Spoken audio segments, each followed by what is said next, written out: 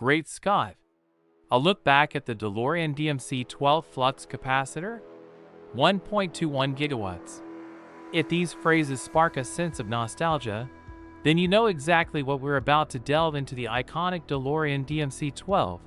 Beyond its starring role in Back to the Future, the DeLorean DMC-12 was a car unlike any other.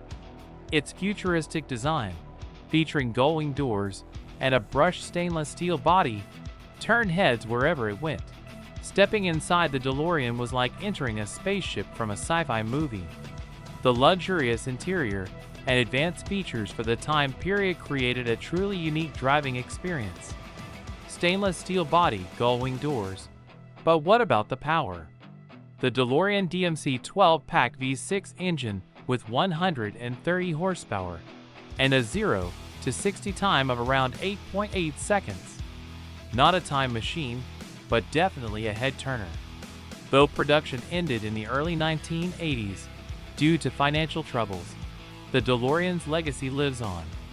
Its unique design continues to inspire car designers, with some modern sports cars even incorporating gullwing doors.